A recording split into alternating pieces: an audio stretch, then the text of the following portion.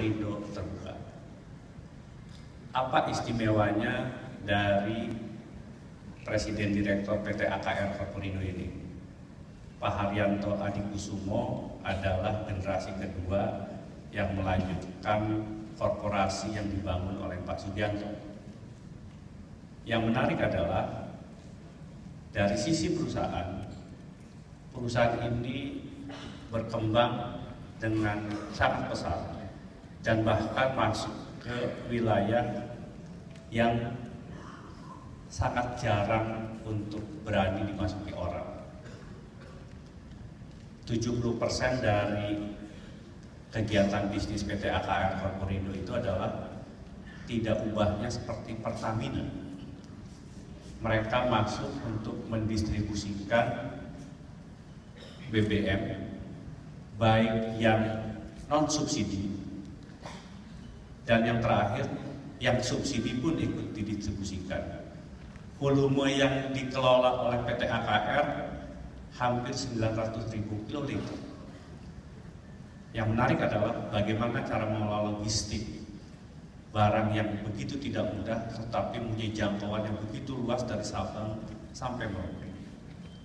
Nah, yang menarik lagi, PT AKR ini tidak hanya bergerak di bidang itu.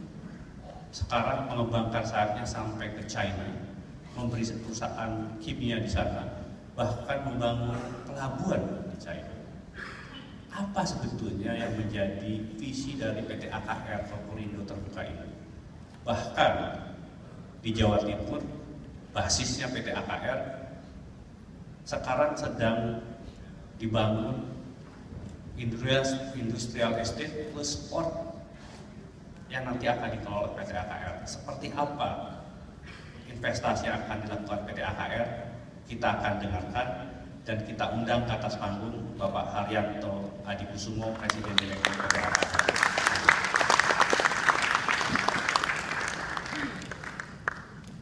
Terima kasih Pak Haryanto. Silakan Pak. Nah, yang menarik dari Pak Haryanto ini, beliau menyelesaikan sekolahnya di Bradford, Inggris tahun 83, tapi kemudian mengikuti program manajemen di Harvard Business School selesai tahun 1993. Sejak 1992, beliau menjadi CEO di PT AKR Korporindo Tbk. Banyak sekali penghargaan yang diperoleh. Di antaranya adalah CEO Ernst & Young pada tahun 2008 yang terbaik. Tetapi yang Pak Haryanto selalu bangga bukan sebagai CEO-nya. Beliau bangga kalau perusahaannya mendapatkan sebagai perusahaan yang menerapkan corporate governance terbaik oleh institusi keuangan di Hongkong. Begitu ya Pak Haryanto. Kita tepuk tangan dan kita dengarkan selama 20 menit presentasi dari Pak Haryanto. Setelah itu nanti kita akan diskusi selama 25 menit. Pak Haryanto, waktu sekali silakan. Terima kasih Pak Suryo. Selamat pagi Bapak-bapak dan Ibu-ibu yang saya hormati. Salam sejahtera. Mungkin salah satu yang saya mau share adalah di dalam dunia ini tidak ada yang permanen. Yang permanen adalah change itself. Nah, AKR Group membanggakan karena kami selalu mengikuti perkembangan dinamika ekonomi baik di Indonesia maupun di dunia dan mentransformasikan bisnis kita maupun refocus bisnis kita untuk mengikuti perkembangan ekonomi dan berkembang bersama dengan dinamika ekonomi tersebut. Jadi pertama-tama saya akan menjelaskan mengenai transformasi AKR. AKR berawal daripada tahun 1960 didirikan oleh ayah saya sebagai perusahaan di bidang kimia. Kami menyediakan kimia di dalam industri-industri yang berbahan baku di Indonesia. Kami menyadari bahwa di tahun 1970 dunia mengalami krisis minyak atau krisis energi sehingga harga minyak meningkat 4 kali lipat.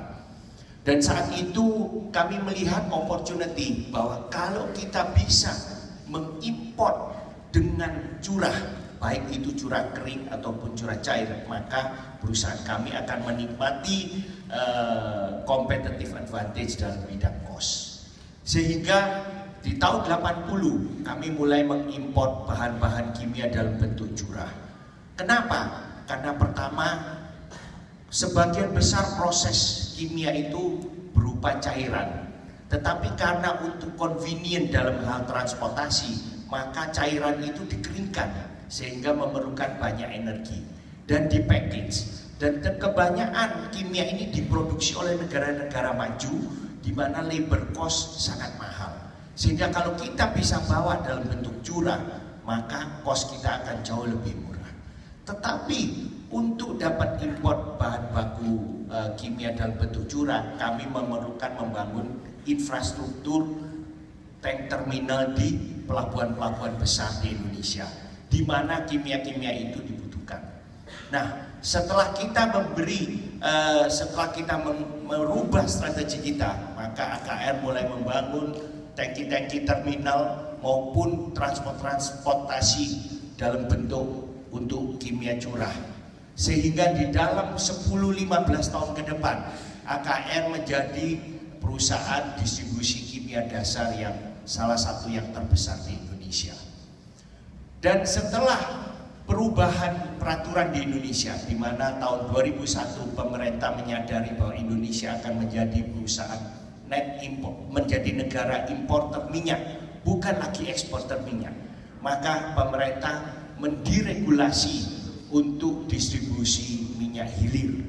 Nah, karena itu kami menyadari bahwa AKR telah mempunyai infrastruktur terminal-terminal di pelabuhan-pelabuhan besar di Indonesia yang bisa sebagian dikonversi dari kimia menjadi tangki-tangki penyimpanan minyak. Nah, sejak tahun 2001 kami mulai menyiapkan diri kami, sehingga tahun 2005 pada saat dibukanya import BBM oleh swasta, perusahaan kami merupakan perusahaan pertama yang mengimpor BBM dari luar negeri. Dan setelah itu sampai hari ini, karena kami mempunyai jaringan-jaringan distribusi yang terlengkap di luar Pertamina di Indonesia ini, maka kami menjadi distributor BBM yang terbesar swasta di Indonesia dan nomor 2 setelah Pertamina. Dan dengan distribusi yang begitu baik, kami masih terus mengimprove diri kami dengan menciptakan sistem IT, di mana sekarang dengan IT ini kami dapat mengontrol setiap pengiriman kami di truk, karena setiap truk kami, setiap kapal-kapal maupun tongkang-tongkang kami pasang GPS. Demikian juga di setiap storage kami, bahkan sampai di pompa bensin kami di storage-nya, kami pasangin automatic gauging mesin, sehingga kami tahu exactly real time berapa jumlah kiloliter BBM yang ada, baik itu di truk maupun di kapal maupun di storage kita, termasuk temperatur, karena minyak sangat tergantung oleh temperatur. Artinya kalau temperatur meningkat, saudara, maka volume juga berkembang, sehingga dengan memonitor volume dan temperatur kami dapat menghindari kebocoran-kebocoran yang tidak diinginkan. Nah, karena kami sekarang mempunyai sistem penjualan point of sale system, sehingga kami tahu setiap liter yang dijual di masing-masing pompa bensin itu dijual ke mobil plat nomor berapa liter, berapa jumlah rupiahnya secara online dan real time. Dan sistem ini pun sudah link dengan BPH Migas maupun dengan Departemen Keuangan, sehingga pemerintah lebih mudah untuk memonitor subsidi-subsidi yang diberikan kepada masyarakat. Nah, itulah sebabnya sejak tahun 2010 kami ditunjuk oleh pemerintah sebagai salah satu distributor minyak bersubsidi, dan sampai hari ini kami merupakan distributor minyak bersubsidi yang kedua terbesar setelah Pertamina. Karena kami tidak hanya puas dengan memiliki jaringan distribusi yang baik, tapi kami juga meningkatkan dengan memiliki IT yang bisa diandalkan. Nah, sekarang kami juga melihat bahwa dengan berkembangnya ekonomi Indonesia, dengan meningkatnya middle class, dengan meningkatnya konsumsi di Indonesia, dengan adanya pasar ASEAN Economic Community tahun 2015, Indonesia ini sangat membutuhkan logistik. Karena biaya logistik di Indonesia ini yang tertinggi di Asia, saudara-saudara. Dan kami ingin berperan untuk berkontribusi supaya nanti di AFTA maupun KAFTA maupun APEC Indonesia, industri Indonesia bisa bersaing bukan hanya di Indonesia tapi di kancah internasional juga. Itulah sebabnya sekarang AKR merefokuskan kami untuk menjadi penyedia logistik maupun supply chain dan services yang terintegrasi, yang akan saya jelaskan di slide berikutnya. Ini adalah jejak langkah AKR sejak tahun 1960 selama 53 tahun bagaimana kita bertransformasi mengikuti kondisi ekonomi yang dinamis dan juga untuk berkembang bersama dengan ekonomi Indonesia maupun ekonomi dunia yang terus berkembang. Yang berikutnya saya akan menjelaskan bahwa kami tahu bahwa AKR bisa sukses ada hari ini juga tidak lepas daripada Bursa Efek Indonesia. Manfaat daripada going public di tahun 94 merupakan suatu manfaat, suatu keputusan yang tepat bagi AKR dan suatu manfaat yang baik bagi AKR. Karena kenapa? Ada 7 manfaat yang signifikan bagi AKR. Yang pertama, dengan going public, AKR mendapatkan modal tambahan sehingga kami dapat ekspansi bisnis kami. Untuk membangun infrastruktur diperlukan modal yang besar. Dan modal yang besar tidak mungkin hanya dari pemegang saham founder saja. Kami juga membutuhkan untuk bisa mendapatkan modal daripada bursa. Kami juga percaya bahwa misalnya kami mau membangun pelabuhan sungai di China, kami juga bisa mendapatkan pendanaan sehingga kami bisa membangun pelabuhan di China. Saat ini, slide sebelumnya tolong. Saat ini kami sudah beroperasi di 10 pelabuhan di Indonesia, pelabuhan laut di Indonesia, 9 pelabuhan sungai di Indonesia dan 5 pelabuhan sungai di Indonesia. Kami saat ini memiliki kapasitas terminal storage sebesar 564.000 kiloliter. Dan kapasitas ini masih terus kita tambahkan lagi. Untuk investasi tangki sangat mahal, saudara. Untuk 1000 kiloliter kita memerlukan hampir $1 juta.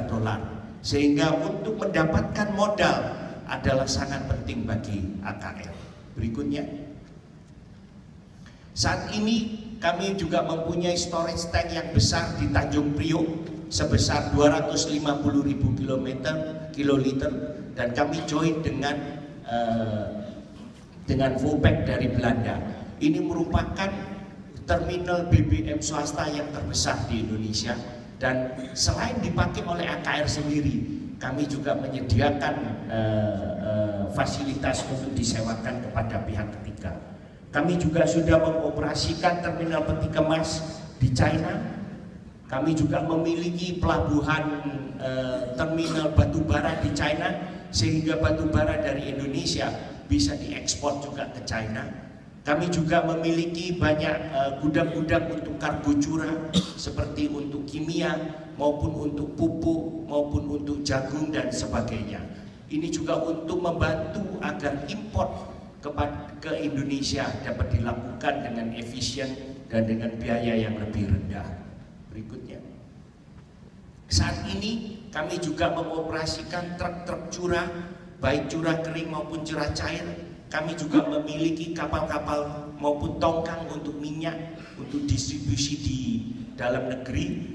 Kami juga telah mengoperasikan 68 pompa bensin untuk kendaraan bermotor di seluruh Indonesia dan juga 73 outlet pompa bensin untuk nelayan. Karena kami juga diberi tugas oleh pemerintah untuk membantu nelayan untuk pendistribusian BBM bersubsidi, sehingga membantu nelayan untuk meningkatkan taraf hidup mereka. Berikutnya, kami saat ini sedang fokus bagaimana membantu Indonesia untuk menjadi kompetitif di perdagangan dunia maupun di dalam negeri dalam persiapan AFTA 2015. Yang pertama, kami mendirikan pelabuhan laut dalam di Surabaya, di lokasinya di Gresik, di 20 km dari Surabaya. Kami mendirikan pelabuhan laut dalam dengan minus 16 meter, saudara. Minus 16 meter akan merupakan pelabuhan yang paling dalam di Indonesia, dan pelabuhan ini dapat menampung super container ship, yaitu container ship generasi baru yang dibuat oleh Max Line. Itu bisa menampung 18.000 TEUs. Pada saat ini pelabuhan di Indonesia hanya bisa menerima 5.000 sampai 6.000 TEUs saja. Tapi pelabuhan kami yang akan datang ini dapat menampung 18.000 TEUs kapal, sehingga dapat mengurangi biaya impor maupun biaya untuk ekspor dari Indonesia. Yang kedua, kami juga menciptakan integrated industrial land yang link dengan pelabuhan laut dalam ini. Pelabuhan kami akan memiliki dermaga sekitar 8.000 meter. Ini akan juga menjadi salah satu pelabuhan yang paling besar di Indonesia. Dan dengan integrasi industrial estate dan pelabuhan, ini merupakan yang pertama kali di Indonesia. Mungkin integrated industrial dan port estate itu sudah common di China maupun di Malaysia ataupun di Thailand. Tapi di Indonesia ini merupakan yang pertama. Di luar daripada pelabuhan, kami juga akan link dengan kereta api. Karena kita semua tahu bahwa akhir tahun ini Jakarta Surabaya akan dihubungkan oleh double track rel kereta api. Sehingga dengan memakai kereta api, bukan hanya biaya distribusi di Pulau Jawa lebih murah, tetapi juga akan mengurangi kepadatan lalu lintas karena truk-truk kontainer. Yang ketiga, industrial estate kami juga link dengan tol, karena pintu tol daripada Manyar di Gresik itu hanya 3,5 km. Dan saat ini kami sedang merencanakan dengan pemerintah daerah untuk membangun tol yang bisa langsung masuk ke dalam industrial estate kami, sehingga kami percaya dengan biaya logistik yang lebih murah, industri Indonesia bisa bersaing di Asia maupun di dunia. Yang ketiga, saudara, kami juga ingin menyediakan energi. Seperti kita tahu, energi di Indonesia ini cukup mahal, bukan karena harga listriknya mahal, tapi karena reliability daripada listrik maupun availability daripada gas. Nah, di tempat kami, karena kami juga integrated dengan pelabuhan, kami bisa mendirikan receiving terminal untuk LNG. Karena Indonesia negara yang kaya gas, tapi kenapa di Jawa kekurangan gas? Karena kita tidak mempunyai receiving terminal. Sehingga gas-gas yang di luar Jawa setelah menjadi LNG lebih mudah diekspor daripada dibawa ke Pulau Jawa. Di sini kami percaya kami bisa mendirikan electricity generating plant, terminal batubara, terminal gas, juga supply daripada air maupun pengelolaan wastewater, supaya industrial estate kami juga bisa green dan bisa berkontribusi kepada environment. Jadi bisnis strategi kami di integrated industrial and port estate ini adalah yang pertama, kita ingin membantu Indonesia, industri Indonesia mendapatkan logistik yang lebih murah, mendapatkan energi yang lebih kompetitif, dan juga at the same time perusahaan bisa terus berkembang dan menjadi makin besar. Kenapa, saudara-saudara? Karena waktu kami selesai habis menjual tanah industrial estate, maka akan banyak industri yang kita bisa servis, memberikan logistik services, menjual energi, menjual air, mengelola wastewater, sehingga ini akan membuat profit kami menjadi bukan hanya lebih besar, tetapi lebih konsisten. Karena apa? Selama industri beroperasi di industrial estate kami, maka kami dapat memberikan services dan supplies untuk membantu mereka kompetitif, dan pada saat yang sama memberikan keuntungan bagi perusahaan. Berikutnya. Yang kedua, akses menuju mendapatkan sumber dana yang kompetitif. Kami percaya dengan AKR Go Public, ya berarti ada ribuan, bahkan mungkin jutaan mata yang melototin financial statement kami setiap 3 bulan. Sehingga kami menjadi lebih transparan, kami menjadi lebih terbuka. Sehingga kalau ada masalah, banyak orang yang akan tahu. Nah, ini memberi confidence kepada bank untuk memberikan kredit kepada perusahaan kami, untuk membiayai perusahaan kami sehingga bisa bertumbuh dengan cepat. Dan bisa dilihat selain mendapatkan modal dari IPO ataupun right issue, kami mendapatkan pendanaan dari perbankan, bahkan dari bond. Pada bulan Desember yang lalu kami berhasil menerbitkan rupiah bond untuk finance kita punya proyek di Gresik sebesar 1,5 triliun dengan periode tenornya 5 dan 7 tahun. Kenapa kami bisa mengissue bond dengan rate yang kompetitif dengan jangka waktu yang panjang? Karena kami merupakan perusahaan publik. Jadi pendanaan dengan harga dan term yang kompetitif ini sangat berperan dalam membantu perusahaan kami berkembang. Berikutnya, yang ketiga, kami tahu bahwa karena ribuan bahkan mungkin jutaan mata melihat financial statement kita, maka kita harus membuka diri. Kita harus mengelola perusahaan kita secara profesional. Seperti di AKR Group, saya meskipun sebagai pemegang saham, sebagai presiden direktur, tapi saya tidak bisa tanda tangan sendiri, saudara. Tanda tangan harus berdua. Semua decision saya tidak bisa decision sendiri, tapi harus dengan board of director. Bagi saya ini suatu hal yang sulit sebetulnya. Tapi saya tahu kalau perusahaan kita mau maju, kita harus ada delegation of authority.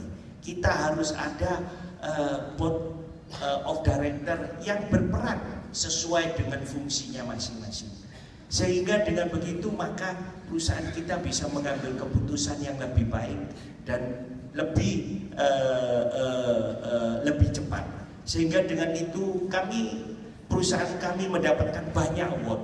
Tapi yang kami paling banggakan adalah kita mendapatkan setiap tahun award daripada Good Corporate Governance. Baik daripada Corporate Governance Asia maupun dari Finance Asia. Dan kita selalu bangga bahwa effort kita untuk membuka diri diapresiasi oleh pihak-pihak lain. Dan di AKR kami juga membuat suatu sistem di mana setiap operating company memiliki CEO sendiri maupun board of director-nya sendiri. Karena kami percaya manajemen yang kuat di masing-masing operating company akan membantu perusahaan kami berkembang, dan bukan hanya berkembang tapi juga profitable. Sehingga kalau dilihat growth daripada profitability dan sales AKR dalam waktu 7-8 tahun ini selalu koresponden, selalu bersamaan.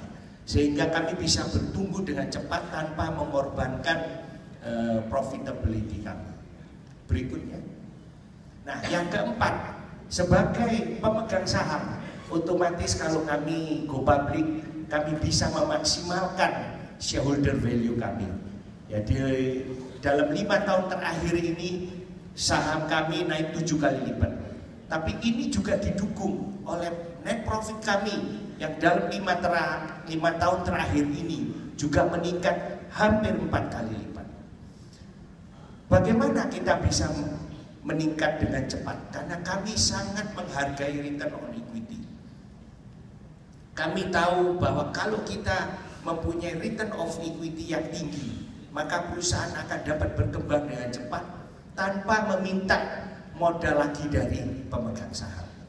Ya, selama kami go public selama 19 tahun, saudara, hari ini shareholder equity kami sekitar 450 juta dolar.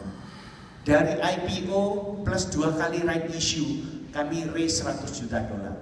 Jadi 350 juta dolar lainnya, atau kita naik 4,5 kali lipat, dari yang kita tanamkan itu karena dari profit.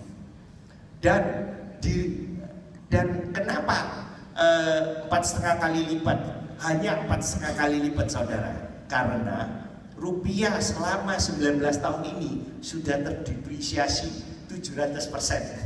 Jadi sebenarnya kalau di dalam rupiah, shareholder equity kita sudah grow lebih dari 30 kali lipat dalam 19 tahun terakhir ini. Kenapa?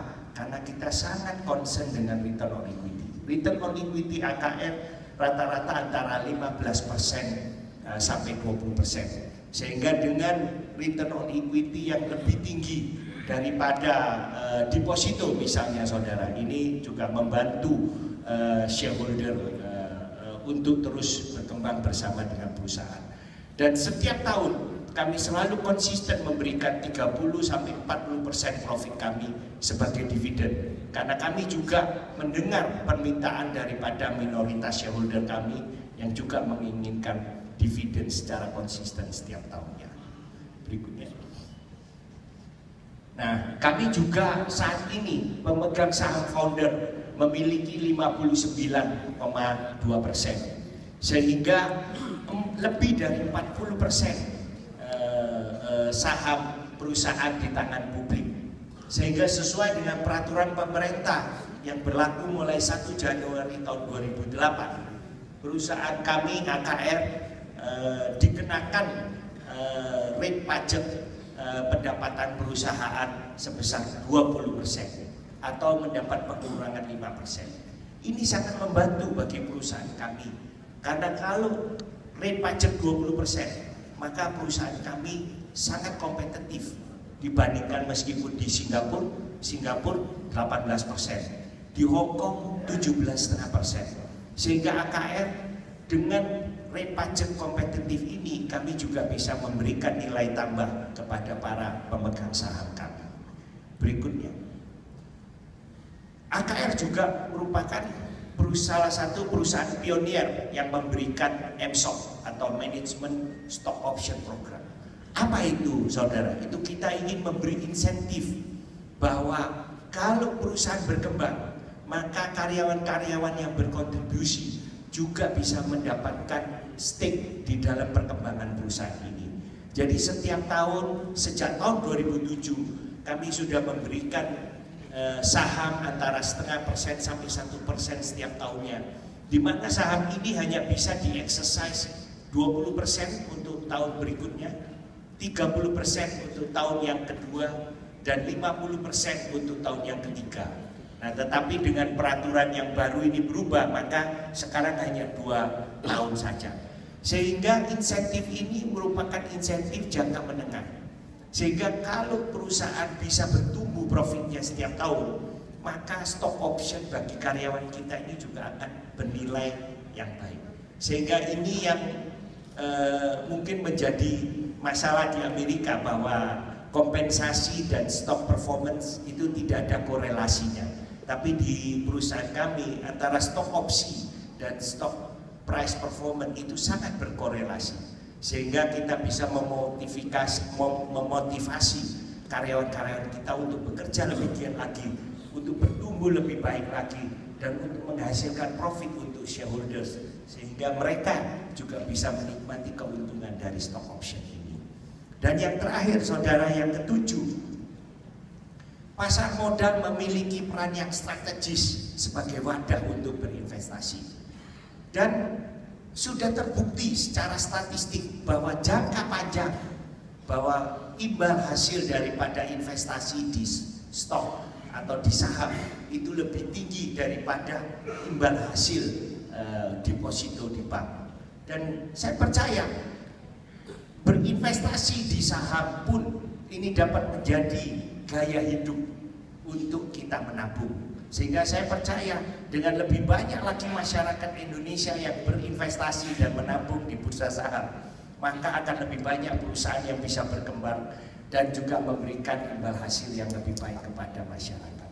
Dengan ini saya ucapkan banyak terima kasih. Mungkin berikutnya kalau Bapak-Bapak ini terima kasih. Baik, luar biasa sekali.